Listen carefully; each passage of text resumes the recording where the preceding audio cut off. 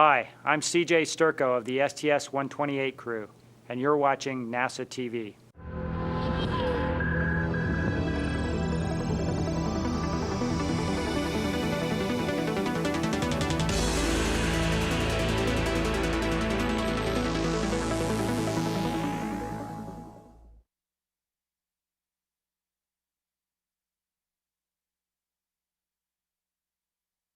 Space Shuttle Discovery is poised and ready for action this evening as launch controllers oversee their data here in Firing Room 4 at Kennedy Space Center's Launch Control Center.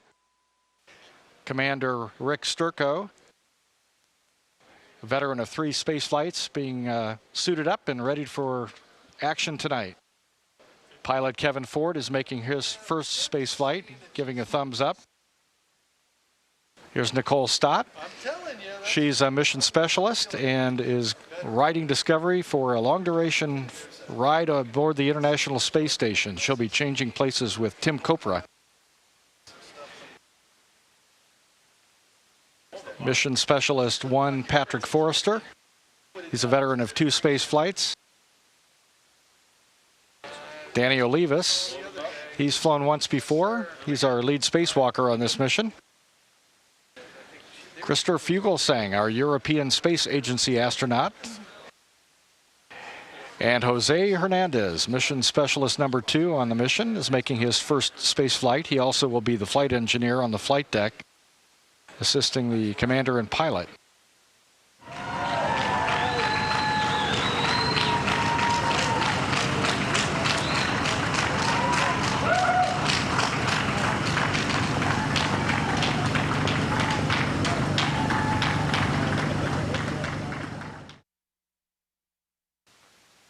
Here's CJ getting his helmet put on.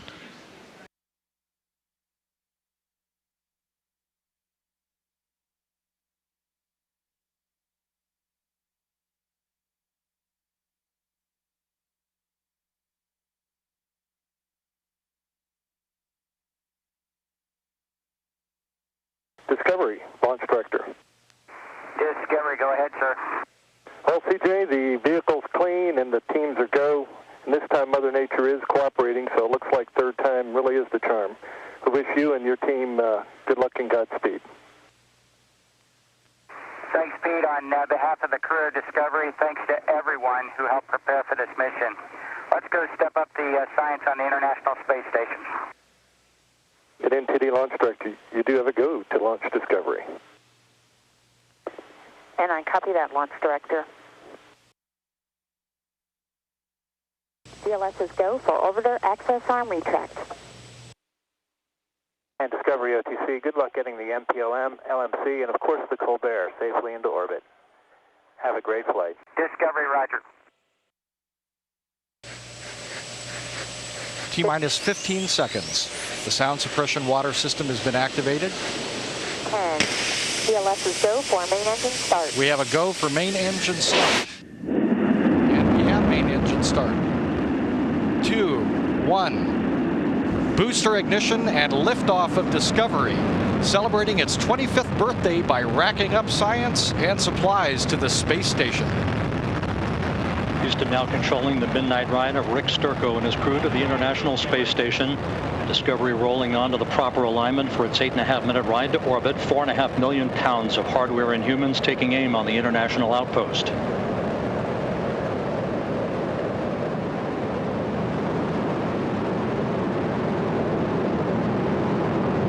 Seconds into the flight. The 3 liquid fuel main engines soon will throttle back to 72% of rated performance, down in the bucket, reducing the stress on the shuttle as it goes transonic. Discovery 3.5 miles in altitude, 4 miles downrange from the Kennedy Space Center. Discovery, go at throttle up. Copy, go at throttle up. The throttle up call acknowledged by Commander Rick Sturko, joined on the flight deck by pilot Kevin Ford, flight engineer Jose Hernandez, and Pat Forrester. Seated down on the middeck are Danny Olivas, Christopher Fugelsang of the European Space Agency, and Nicole Stott, hitching a ride for 3 months on the International Space Station.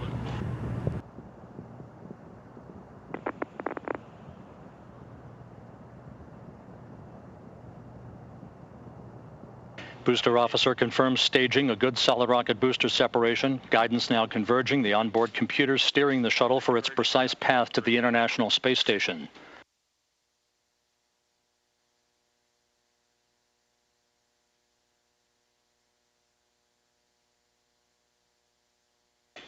External tank separation confirmed. Discovery now in its preliminary orbit.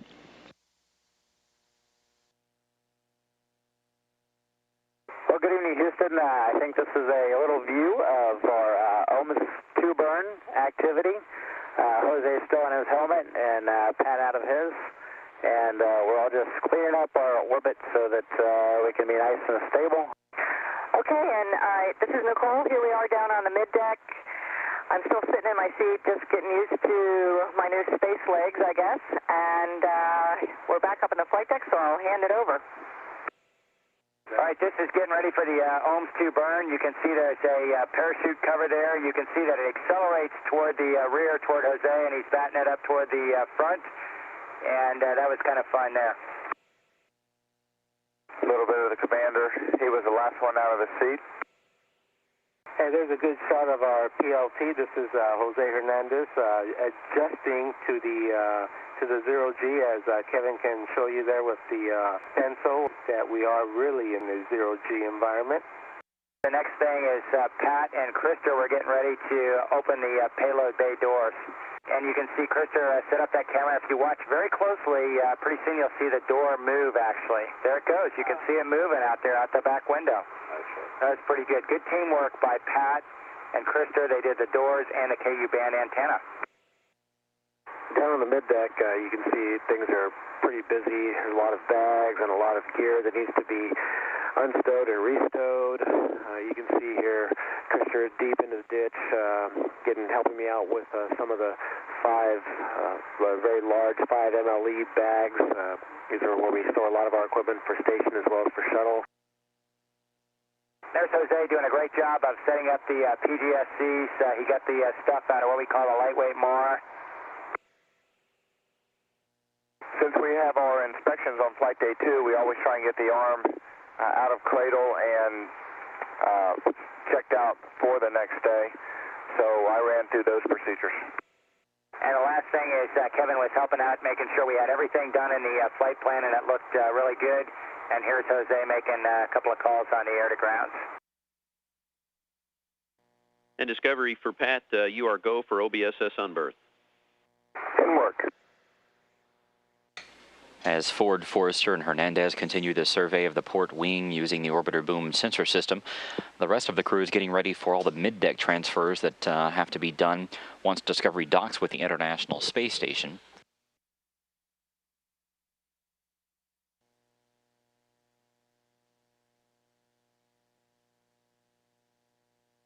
You can see Commander Rick Sturco there inside the hatch of Discovery waving at the orbiter boom sensor system as that 50-foot-long attachment on the end of Discovery's robotic arm continues the survey of the left side of Shuttle Discovery. Okay, Houston, here's the STS 128 crew on the mid-deck. After crew wake up, you can see everybody's getting going. Danny and Jose were making us some excellent breakfast burritos, and everybody's getting cleaned up and ready to go to work this day. Here we go, get ready for the burn, and to show what our thrust is like, we're going to leave a timer floating there, and you're going to see it's going to come towards me, and I'll catch it like a good catcher in baseball.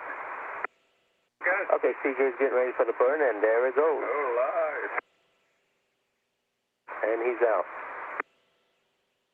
Okay, you see that down the mid-deck again. We finally got the ergometer all set up, and this is actually it's a manual adjustment knob, and you can see that space is a lot of fun. If you're not having fun in space, and you're obviously doing something wrong. We try and combat the issues associated with being in space, and you can see here CJ taking advantage of the work that we did with the ergometer. He was the first one to jump on it, and here he is working out. And then today we spent quite a bit of time working on EMU checkout, or checking out the spacesuits for the 3 spacewalks that we'll be doing. You can see Danny and Krista here working on their spacesuits. And from every window we have a really spectacular spectacular view of the Earth, as well as the what surprised me, the real blackness of space. I don't think I've ever seen black as it is out here. And here we have a shot out the window of sunrise, I believe. Station truss cameras capturing our first view of the shuttle Discovery at a distance of about 38 nautical miles. Good view from the station truss cameras as you saw the ignition of the orbital maneuvering system engines. The NC-4 burn underway. And Discovery Station, we're ready for the RPM maneuver. We copy.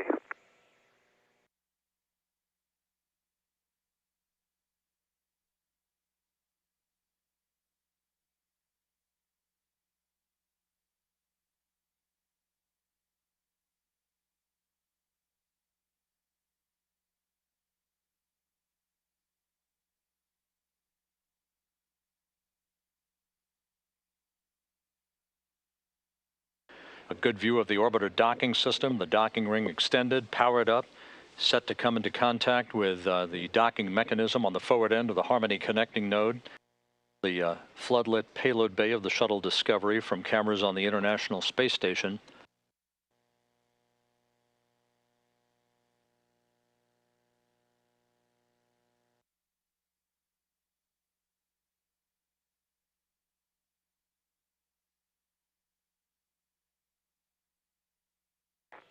Yes, Space Shuttle Discovery arriving. Yes, Flight Engineer Nicole Stott arrival.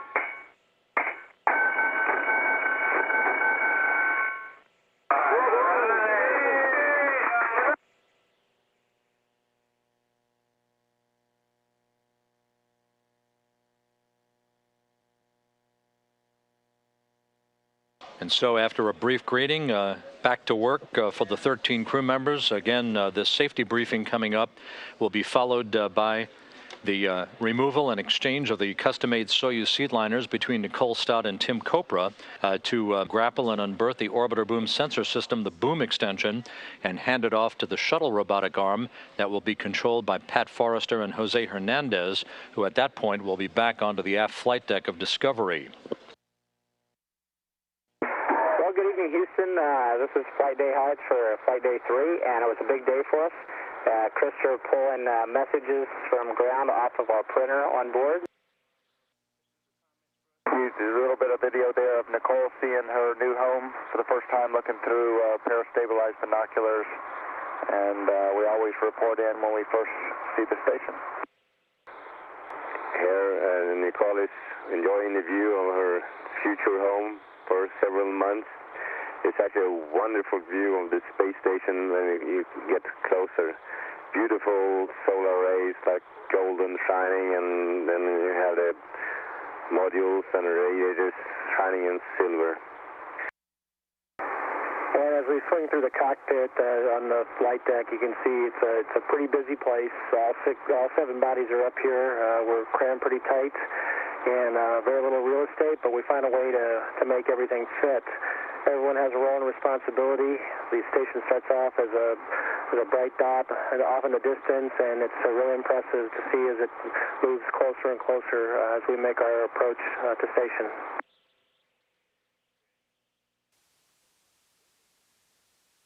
Okay, well, we went through the last series of burns coming up to the manual phase. The guidance did its job and got the orbiter in a very good situation for the manual takeover to fly it up onto the R-bar.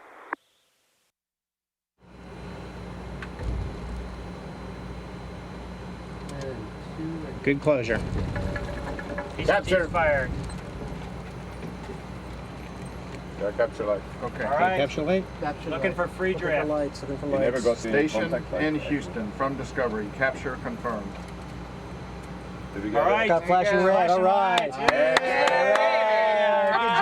Good job. All right. All right. Good job. All right. Station Good job, Good Pat. job, Kevin. Good job. All right. Way to go. Nice. I gotta All disarm my right. PCT here. Flight controller power is coming off. And and then it was time to go ahead and you can see the station crew opening the APAS hatch.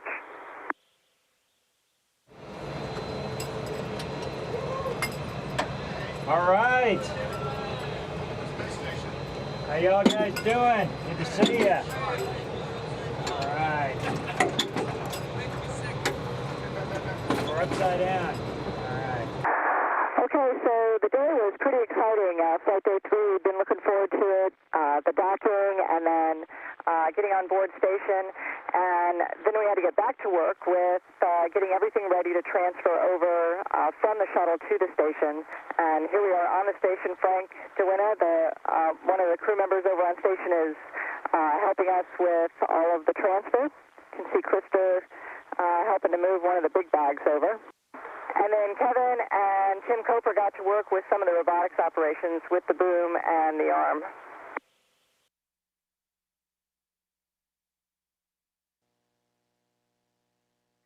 Houston Station on the big loop for robotics. Go ahead, Mike. Yeah, just let you know, we are just putting procedure 1.210 with the birth MPLM grapple in work. Okay, sounds good, Mike. The station's robotic arm, the Canadarm2, reached over and has grappled the grapple fixture on the top of the Leonardo multipurpose logistics module.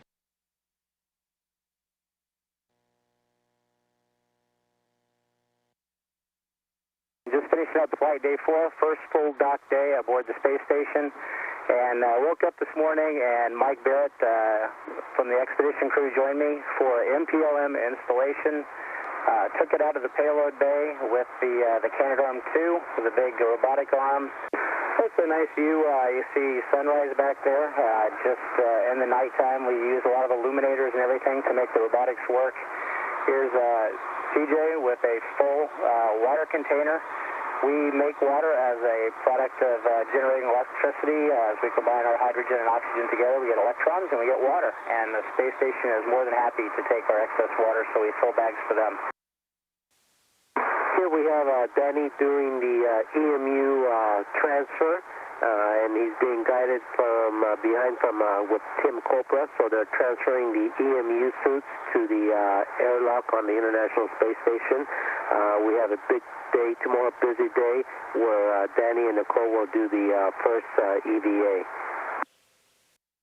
And here, after a little hiccup, they finally managed to open the hatch to the M&M. We have to have masks and goggles on in case there will be bad air or something floating around, but it was very pristine inside the M&M. Great groundwork from everyone at KC has prepared it. It looked very nice and clean.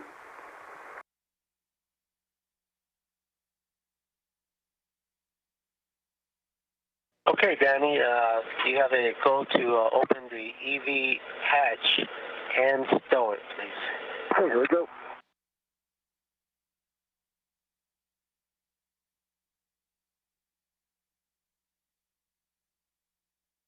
View of Danny Olivas at the spent ammonia tank assembly. This spent tank weighs almost 1,300 pounds. It will be removed and grappled by the Canadarm2 and held in place for the next day and a half until the new ammonia tank assembly is installed in its place during the second spacewalk Thursday by Olivas and Krista Fugelsang. Stott moving over to join Danny Olivas at the work site for the release of the ammonia tank assembly. The Canadarm2 multitasking, grappled on to the ammonia tank assembly and being used to haul Nicole Stott and the European Technology Experiment Facility over to Discovery's cargo bay, where it will be berthed. That's good motion. Continue. We're looking at sequential still video now from inside Discovery's cargo bay. You can see Danny Olivas there on the left, Nicole Stott there on the right. They are continuing to try to get this UTEF experiment installed at the back end of the payload bay. Okay, Chad, you are clear to continue with our motion out of the payload bay.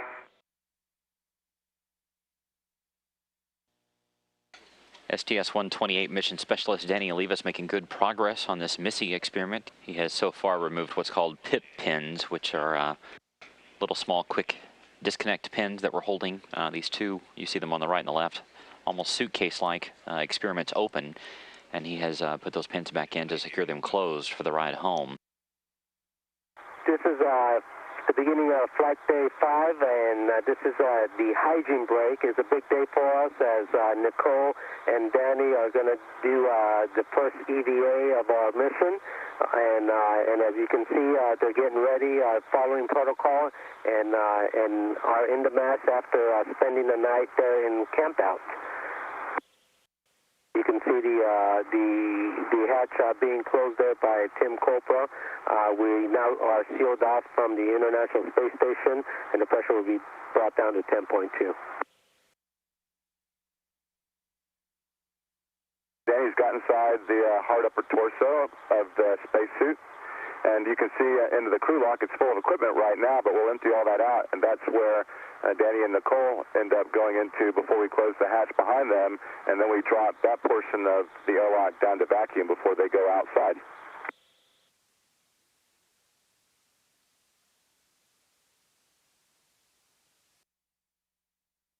We also had several racks to transfer, and they had to be unbolted first. The systems are pretty smart though, so it's not much bolting you have to do.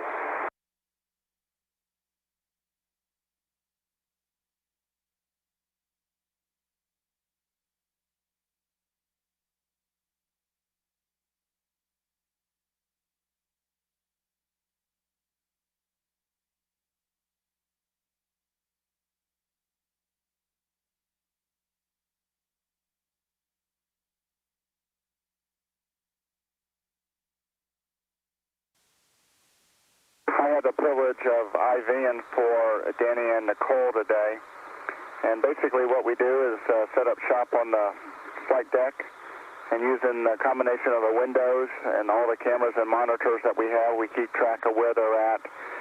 They know the procedures quite well, and yet we still have them in here to remind them what steps may be coming next. We're also talking to the ground for any last-minute changes or updates. Well, Houston, this was flight day 6 on the STS-128 mission. We got the whole crew up here on the flight deck of Discovery. Just a little post-sleep action here with exercise on the bike. And we've got everybody getting ready to start the day out there. We had a big day of MPLM transfer, so it's good to get the exercise in early so that we can have uninterrupted time in the MPLM. There's a lot of paperwork, which Krister has mostly been tracking for this mission. He's our load master for the MPLM, and I've been trying to help him out with that. And you can see there's a very nice choreography to get the MPLM transferred, and here's Krister doing rack transfers.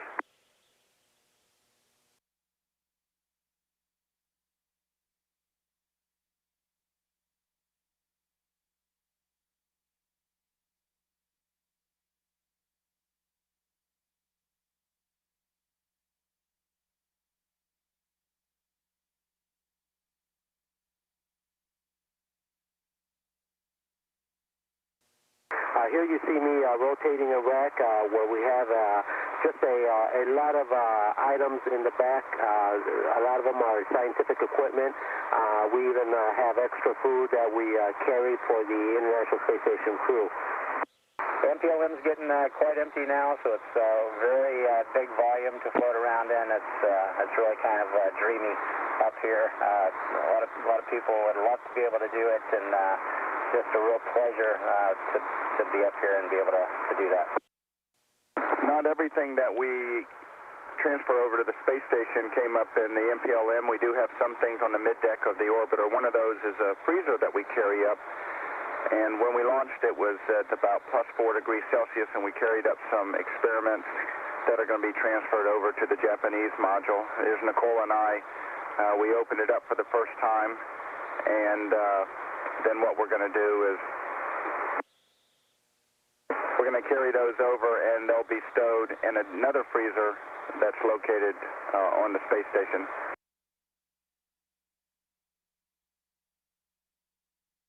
Christer Fugelsang, who is continuing to pre-breathe pure oxygen to cleanse the nitrogen out of his bloodstream as he and fellow spacewalker Danny Olivas gear up for the second spacewalk of this flight, a 6.5-hour excursion outside of Quest with the singular goal to install a new ammonia tank assembly on the Port 1 truss of the International Space Station.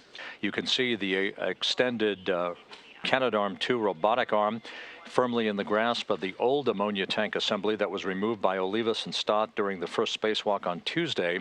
And then at the rear of Discovery's cargo bay, the boxy object is the subject of today's work. The new ammonia tank assembly, there's a close-up view on its truss structure, its cargo-carrying truss at the rear of the cargo bay, its destination, the Port 1 truss of the International Space Station later today. Kevin Ford now maneuvering the Canadarm2 down to the payload bay of Discovery to meet Christer Fugelsang. Good motion, Christer. Thank you. And it's about 4 feet. The arm is in firm grasp of the old ammonia tank assembly and has been for the past 2 days since it was removed during the first spacewalk by Olivas and Nicole Stott. Christer Fugelsang at the end of the Canadarm2 robotic arm as he hauls the new ammonia tank assembly up to the work site on the Port 1 truss of the International Space Station.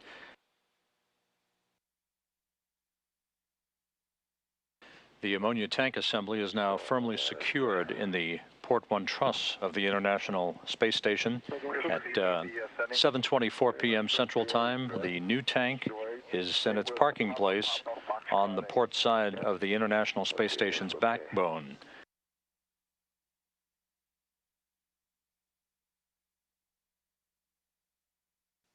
STS-128 mission specialist Christer Fugelsang getting quite the view now as he makes his way back toward Discovery's payload bay with his spent ammonia tank assembly.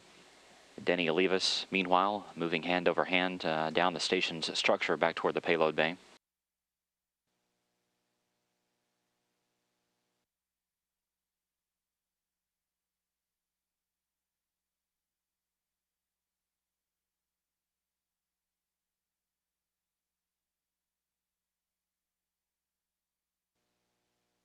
This is a shot of Christer Fugelsang still down inside Discovery's payload bay, wrapping up the activities on this old ammonia tank assembly.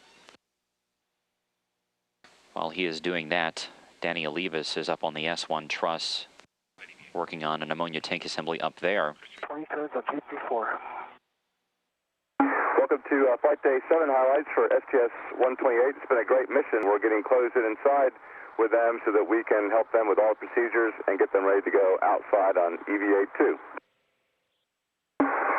And a big part of the EVA today was robotic operations, where Kevin flew Christer around quite a bit on the arm. This is where Kevin and I were setting up all of the equipment that we need for supporting the robotic arm operations. We've got a lot of different tools that allow us to see what's going on and make sure that the arm and Christer stay clear of the station. And here you see Christer heading down the payload bay sill on his way to join the arm.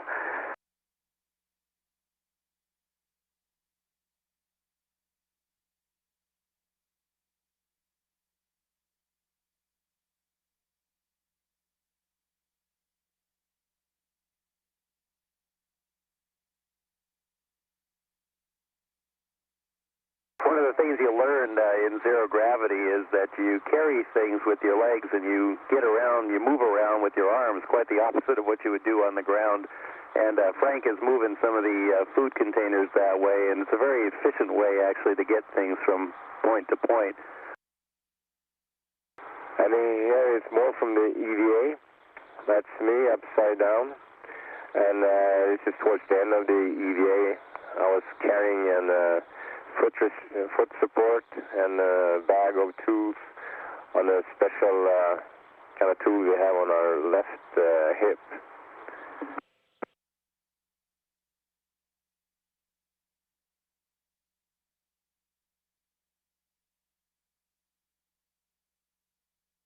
here you see us getting them ready to get them out of their EMU suit, and there's lots of procedures that we have to follow. Make sure that, for example, that we don't depressurize them at a fast rate, so that we don't hurt their eardrums. And as you can see, it's a very detailed process that they go. All right, Krister. Good job. Hey, CJ, thanks a lot. You bet. That was a lot of fun. Yeah. Let's see. Danielle, That's called teamwork. That was some real teamwork. Big there. teamwork. Ground, robo, everybody. It was Where's awesome. Kevin? You guys did a great job. There he tonight. is, Thanks. man. That was some hot arm flying. Great job, Kevin. Hey, thanks a lot. All right. It was a great day out there. It was a great plan. Today was a special day for us, as we had half a day off, but nonetheless we still had our daily chores we had to do. Here you see Danny doing the LIO changeout. These are the canisters that scrub our CO2, and we have to do daily chores like this, and also collect water and transfer to the station, and water condensate. And there's a lot of chores that, even though we had half the day off, we still had to do. Here we've got Kevin. He was getting ready to have lunch. That's peanut butter on a tortilla, one of our favorite things, or as he calls it, is peanut butter popsicle. And we do eat well up here, but it's also fun to take time to play with your food. Another special thing that we get to do on orbit is have a conference with our families over video networking. This was Jose's day. There's Krister. Getting his exercise, the EVA yesterday, and the one he's got planned for tomorrow probably wasn't enough for him. The station is a really busy place, as you can see here. There's Tim heading over to the European facility, and Frank heading over to the GEM. Nicole is making her way over the shuttle from the Node 2, and that's Mr. Mike Barrett there heading over into the GEM, coming out of his crew quarters. Meantime, in the MPLM, you can see that the guys are busy putting stuff away, getting ready. The MPLM all packed up and ready to come home. It's a pretty busy place. A lot of stuff all over the place. You know, when everything is neat and in order as it is at launch, it certainly gives you an appreciation for when you try to put stuff away and trying to do it in a zero-G environment. Everything proceeding on track at this early hour of the crew's workday in support of the third and final spacewalk of the mission to be conducted by Danny Olivas and Krister Fugelsang. The spacewalk, of course, is the focus of attention today for most of the activity involving the joint shuttle station crews. This will be the 133rd spacewalk in support of space station assembly and maintenance, the third and final spacewalk schedule for this mission. Beautiful agriculture. Farms and certainly signs of life down there. Olivas making his way over to the starboard 3 truss and the work site for today's first task, the deployment of a cargo attachment platform. What this work amounts to is that Olivas and Fugelsang are essentially taking apart some of the structural attachments and braces of the starboard 3 truss so they can gain access to the payload attachment system, the cargo attachment platform that they'll be rotating down into a locked position a short time from now. And a good latch checkout on the newly deployed payload attachment system cargo platform on the starboard 3 truss. Good, from Houston. The view of Krister Fugelsang from Danny Olivas' helmet camera as he completes the checkout of the latches on the newly deployed cargo platform to which critical spare parts will be affixed on the STS-129 mission in November. A good view inside the lattice work of the S0 truss from Danny Olivas' helmet camera as he and Krister Fugelsang are in the early stages of preparing to demate connectors, electrical connectors from a failed rate gyro assembly. Okay, and you can, once again, Tim still at that on 3541, retrieve the spare from the large ORU bag and install it on the guide rails. Krister, you may need to help him. Okay.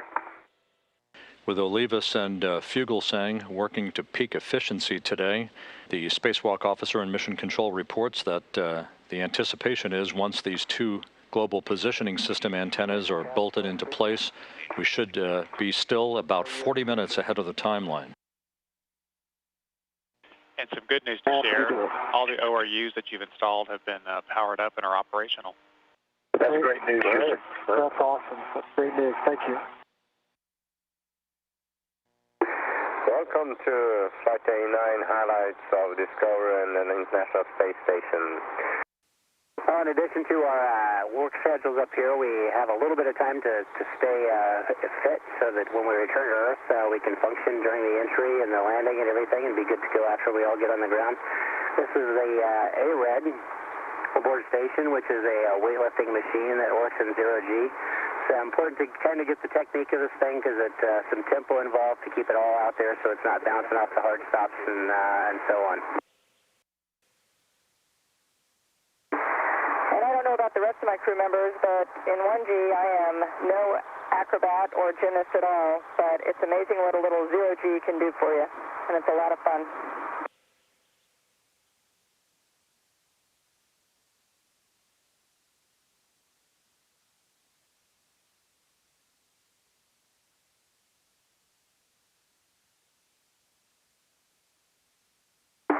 And out of nowhere, you can find a new use for the bungees. And today we had another successful day in EVA. Certainly a testament to the team that helped prepare us, including Jed Scoville, Matt Gass, Sandy Moore, Paul Gum, and Dave Barrett, because we definitely had our hands full out there with the tasks, and even the suits gave us some issues, but through their hard effort and training, we were able to execute the procedures necessary and conduct two successful EVAs. Here we are getting the crew and Nicole taking pictures of their gloves, which will be sent to the ground to make, while the gloves are still pressurized, to make sure that the gloves are usable for a future EVA. There's a very specific sequence which is followed for taking the pictures of the gloves, and then the specialists on the ground will look at them very carefully. And they have good records from previous EVAs, so they know which, if there was any damage that it might have been on this spacewalk. We do this final part of the desuiting in parallel just to get the crew out of their suits quicker. They've had a really long day. They're in their suits a long, long time. More than 8 hours probably by the time it's done.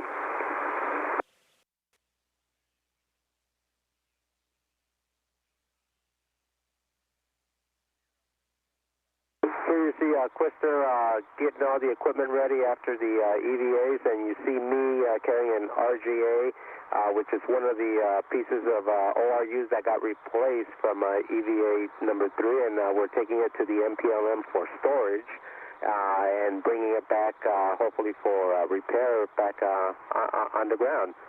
As you can see, the MPLM is now nicely in better order because now we're putting all our stuff away that was going to come back down to Earth. With the EVA's over, the team essentially decided or got instructions to reconfigure the suits. We're going to leave parts of the suits on orbit and then bring parts that are out of service, bring them back home with us. The suits are modular in design, so they can be disassembled fairly easily on orbit. Here you see myself and Krister taking arms and legs off of the suits and performing the swaps of the necessary parts. Here's the crew gathered in Node 1 for our final dinner together.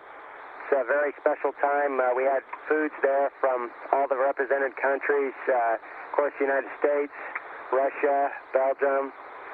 Krister brought some Swedish food up here with him. We had some Canadian food and some Japanese food, even left over from Koichi's visit. So it was a very well-rounded smorgasbord, as they say in Sweden, and we had all that stuff ready to go.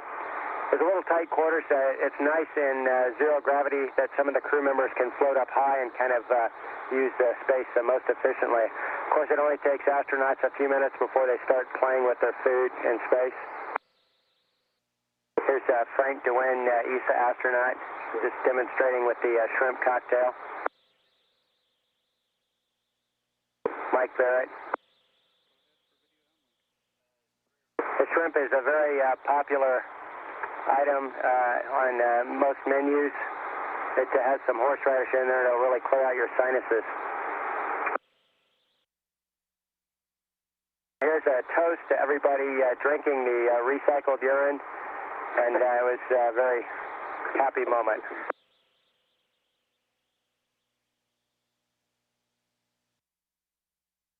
There's some tradition. Our lead spacewalker, EV-1, Danny Olivas, is putting a sticker in the U.S. airlock on the space station, and then each crew member signs around the crew sticker there.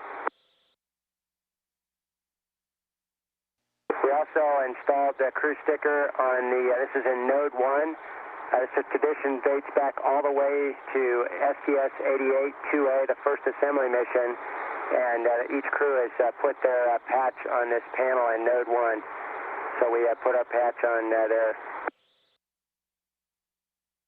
STS-128 pilot Kevin Ford and mission specialist Jose Hernandez working on moving the Leonardo multipurpose logistics module from the Harmony node back into Discovery's payload bay. It's a very slow and methodical process. Once it is put back into Discovery's payload bay, there will be 4 latches that will be secured to hold Leonardo in place for the return trip back home. While all of this activity is going on, the rest of the crew is finishing up some transfer activities between Shuttle Discovery and the International Space Station, making sure that everything is on board Discovery's middeck for the ride back home. Station Discovery, you've got to go for MPLM ungrapple.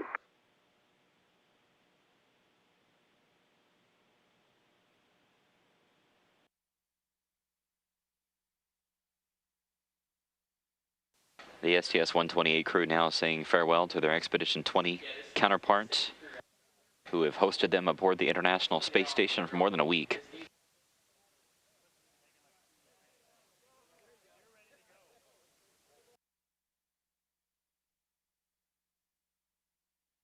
Here you see the European team on board, let's say Frank Devine and myself closing the hatch to the MPLM.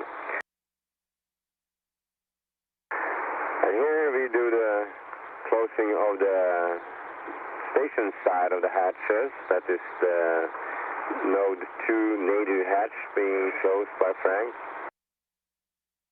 Here we're at the robotics workstation at the International Space Station using the big arm for unberthing the MPLM, and today it was our opportunity to unberth it and put it back into the payload bay door, into the payload bay, and we had great support from Pat, who provided us shuttle camera views, and also Kevin helped me provide the views. Halfway through, Kevin and I traded places, and he actually berthed it to the payload bay, and it was a great experience operating the International Space Station arm as opposed to the shuttle arm. So that was a pretty neat experience. Here you see the Node 2 hatch where the MPLM was connected, and as it's being removed and put into the payload bay of the shuttle. And as I mentioned earlier, Pat working the cameras on the shuttle side to make sure appropriate views we needed to ensure clearance was available, and we can go in for berthing it inside the payload bay. Okay, and this is it. This is Nicole putting on the docking mechanism, alignment guides. This is what we use to berth and unberth from space station. It's a cruciform which has a standoff on it, and you see we align it to those wire guides there. And this is the final hatch closure for STS-128 with the International Space Station.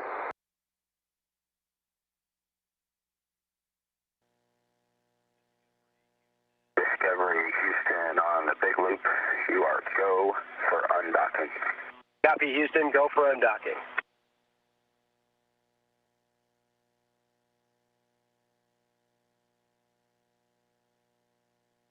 Houston M Station from Discovery, physical separation.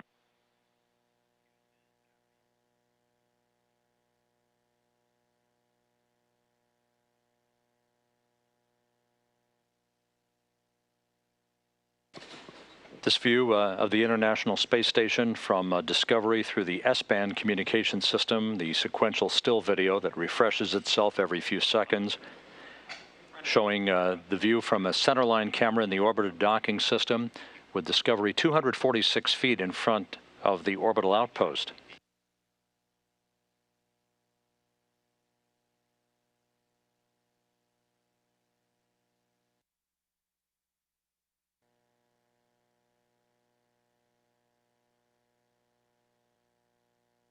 With a palette of puffy clouds providing a backdrop, Shuttle Discovery 652 feet below the International Space Station as the two craft approach the west coast of South America.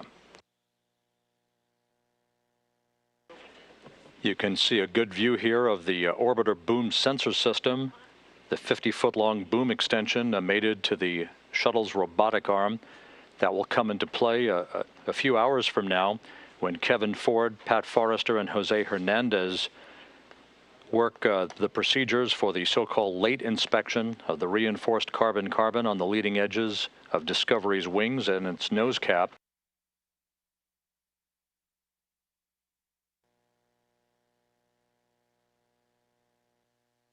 Okay, Houston Discovery, welcome to our Flight Day 12 highlights. On the middeck this morning, we had a specialty of our crew is these breakfast burritos made by Danny Olivas and Jose Hernandez.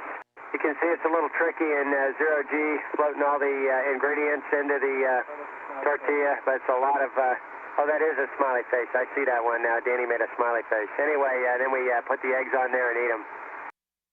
You can see us carefully placing the eggs inside the burrito. Danny is an expert in zero-G burrito making.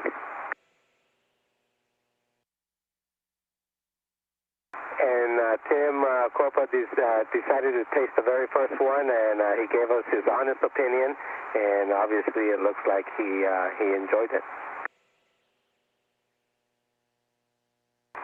And it's time for undocking. We are prepared. The system is set up, and it's basically only to count down to the undocking moment, where it has been calculated exactly to the second when it should happen. Excitement is building up. And here push. And hook lights went off. The screw starts to turn and undo the hooks, and about 2 minutes later, we are off the station.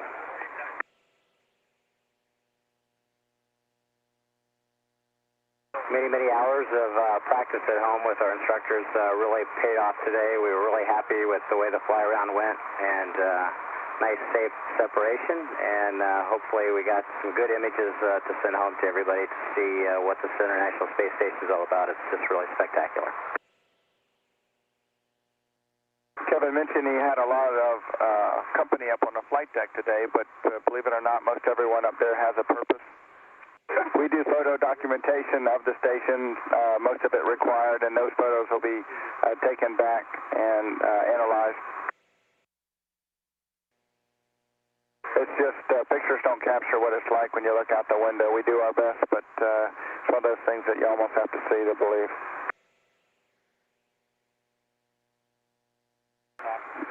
Once we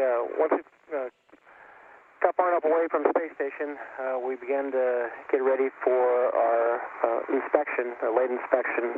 Basically, we pull out the robotic arm and the boom system with the sensor package on the end to do a final inspection, make sure that the ship is ready to come to the atmosphere and come home. We ended the day with a little bit of levity and fun, playing with some water and just demonstrating what you can do in zero gravity. Here you see Daniel Levis squirting out some water from a drink bag, and we're putting a lifesaver in the center. We're going to make a space eyeball.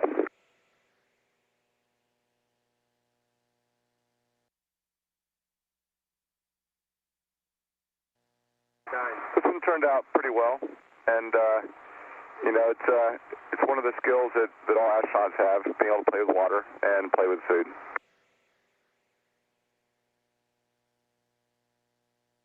Going in for the kill.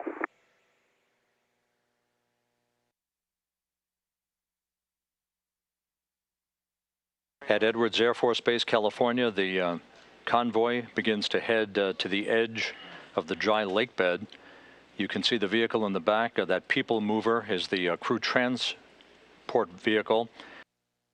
Entry Flight Director Richard Jones and the entry team of flight controllers have been on console since 10 o'clock this morning. It was a very clear-cut decision earlier in the day to waive off both of the landing opportunities to the Kennedy Space Center because of stormy conditions, very unstable tropical-like conditions, bringing in showers and thunder showers to encroach the 30 nautical mile radial circle of the landing strip at the Kennedy Space Center today. So it was clearly not a good day to land in Florida, and the shuttle landing then was diverted 3,000 miles to the west to the Test Flight Center at the Dryden Flight Research Center at Edwards Air Force Base. Discovery launched 2 weeks ago tonight from the Kennedy Space Center to begin its mission to the International Space Station, delivering new hardware, 14 tons of equipment, and Nicole Stott well into her 3-month increment as a flight engineer with the Expedition 20 crew. The propulsion officer reports that the deorbit burn is underway, 2 good engines, good control of the orbiter. This braking maneuver will last 2 minutes 35 seconds, slowing Discovery down by 267 feet per second, enabling it to enter the Earth's atmosphere nose first. All of the systems in excellent shape to support the next hour-long descent back to the landing site at Edwards Air Force Base. Discovery beginning the trip home to Edwards Air Force Base, California. Discovery Houston, on energy approaching the hack. No changes to winds or weather. For the crosswind DTO, will be late chute deploy. Okay, we're late chute deploy. Kevin and I have got our covers closed. Copy. Kevin Ford in control of the stick at this moment. Discovery now going subsonic, the fleet-leading shuttle announcing its arrival at the landing site with a pair of sonic booms. The late afternoon sunshine gleaming off its thermal protection heat shield. 3 minutes until touchdown. Rick Sturckow has taken back the stick from Kevin Ford. The vortices off the wings very obvious. Discovery continuing its turn around the heading alignment circle, aligning with runway 22 at Edwards Air Force Base.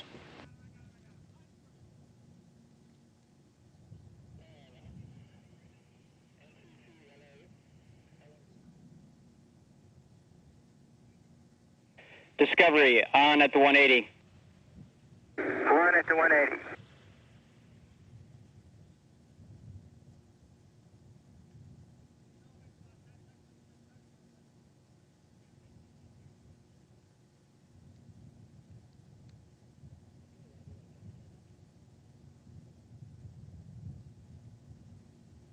The slow, gentle turn around the heading alignment circle. Commander Rick Sturckow will soon align Discovery with runway 22, time to touchdown 2 minutes. Discovery, on at the 90. On at the 90.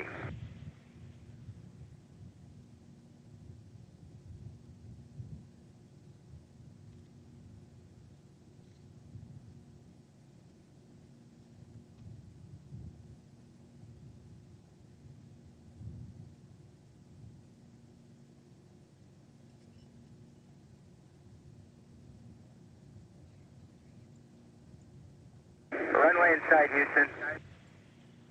Discovery, we copy. This view from the heads-up display camera, the same view that Rick Sturckow and Kevin Ford are seeing now that we're aligned with runway 22. Discovery right on the center line. Moments from now, Rick Sturckow will flare up Discovery's nose. Pilot Kevin Ford will deploy the landing gear.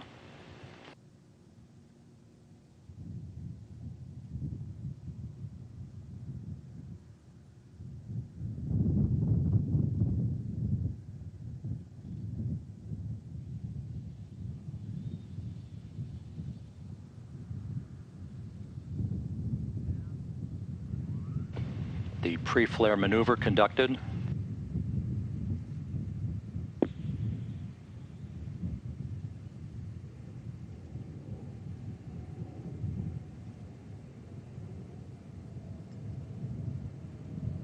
Landing gear down and locked.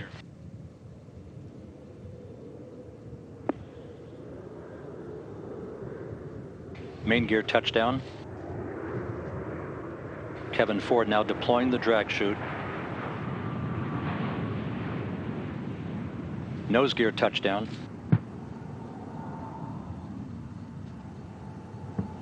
Discovery rolling out on runway 22 at Edwards Air Force Base, California, wrapping up a 5.7 million mile mission to resupply and fortify the International Space Station. Tim Kopra home after 58 days in space.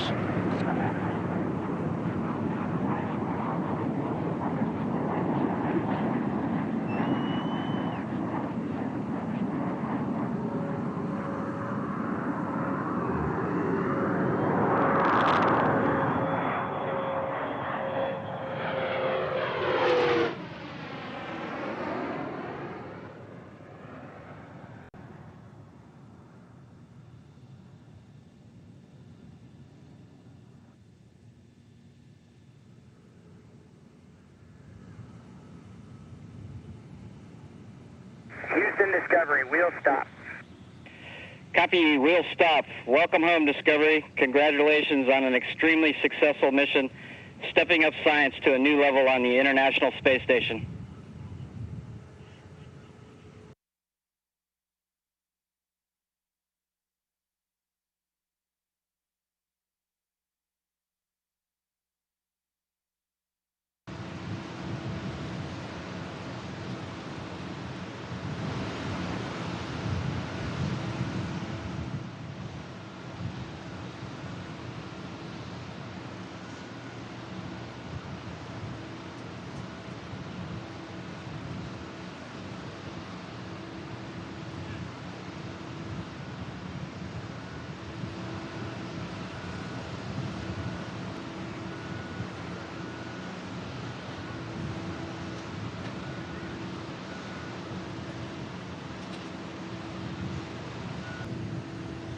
All right, well, with the crew of STS 128, the Space Shuttle Discovery, we're very happy to be back on land here in California. We wish we could have gone to Florida today, gotten to see our families down there, but it just didn't work out with the weather.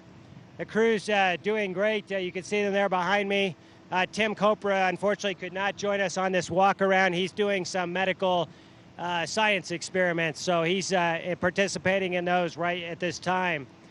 Discovery was a really great vehicle on this mission. It performed flawlessly, thanks to all the folks at the Kennedy Space Center who prepared that vehicle.